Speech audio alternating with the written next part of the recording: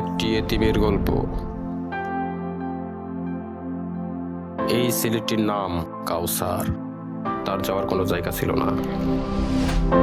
মা বাবা অনেক আগেই মারা গিয়েছেন। ছেলেটি কি করবে, কোথায় যাবে ডিসাইড করতে পারছিল না। অভাব ক্ষুধার জ্বালা তাকে মানসিকভাবে শান্তিতে থাকতে দিত না। না খেয়ে যে কতদিন রাত পার করেছে সেটা শুধুই সে জানে। এরপর আসলো আরো ভয়ঙ্কর পরিস্থিতি। ছেলেটির শরীরে প্রচুর জ্বর, ঠিকভাবে নিজে খেতে পারে না। চিকিৎসা কোথা থেকে করাবে? ছেলেটি মা বাবার কবরের পাশে বসে কান্না করত।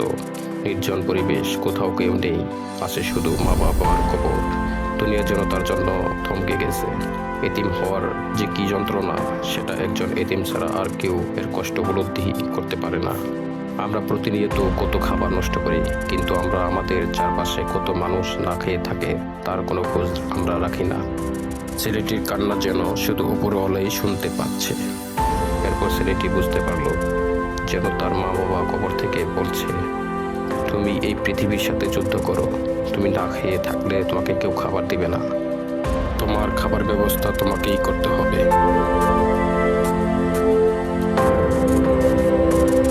তারপর সেখান থেকে পাশের পথ দিয়ে অন্য একটি ছেলে যাচ্ছে তার মা বাবার কবর জিয়ারত করতে।